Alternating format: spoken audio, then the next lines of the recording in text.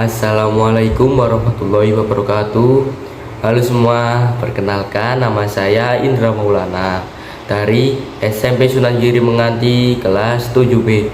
Nah, pada kesempatan hari ini saya akan mempresentasikan kepada ibu saya yaitu tentang ekologi dan keanekaragaman hayati Indonesia pada mapel IPA. Nah, ini mind mapping hasil kerja saya.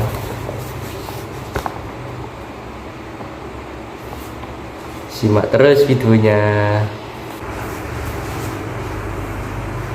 Pertama dari ekologi dan keanekaragaman hayati Indonesia, saya mulai dari A. Bagaimana pengaruh lingkungan terhadap suatu organisme. 1. Lingkungan makhluk hidup. Lingkungan mengacu pada segala sesuatu yang berada di sekitar organisme, tergantung pada faktor-faktor tertentu yang dapat diklasifikasikan sebagai benda tidak hidup atau abiotik, atau benda hidup atau biotik.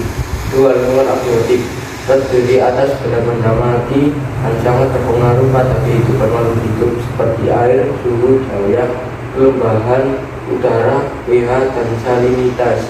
3. Lingkungan biotik. Kehidupan suatu organisme juga sangat dipengaruhi oleh keberadaan faktor biotik seperti tumbuhan, hewan, dan lain-lainnya. B. Bagaimanakah interaksi antara komponen penyusun suatu ekosistem. 1. Ekosistem adalah suatu sistem di mana terjadi hubungan atau interaksi saling ketergantungan antara komponen-komponen di dalamnya, baik yang berupa makhluk hidup maupun yang tidak hidup. 2. Aliran energi. Aliran energi merupakan rangkaian urutan pemindahan bentuk energi satu ke bentuk energi yang lain. 3. Daur di geokimia. Siklus unsur atau senyawa kimia yang berasal dari komponen abiotik menuju komponen biotik dan kembali lagi ke komponen abiotik. 4. Interaksi antar komponen ekosistem.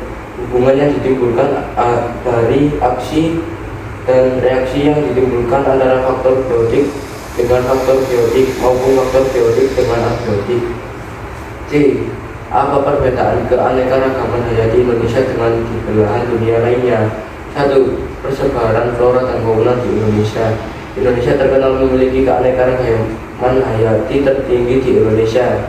Indonesia terkenal memiliki tumbuhan endemik khas Indonesia, misalnya bunga rafflesia, arnoldi, meranti, cendana, anggrek, tebu, daun payung, damar, dan lainnya. 2. Ancaman keanekaragaman hayati di Indonesia. Banyak flora dan fauna khas Indonesia yang terancam eksistensinya akibat kegiatan manusia dan bencana alam seperti pemundulan hutan atau deforestasi, kebakaran hutan, banjir, dan kekeringan. D. Bagaimanakah pengaruh manusia terhadap ekosistem? 1. Pertanian dan produksi pangan.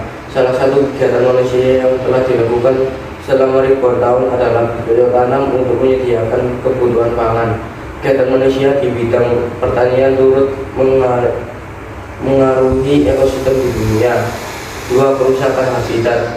Perkebunan merupakan salah satu faktor penyebab hilangnya ekosistem alami.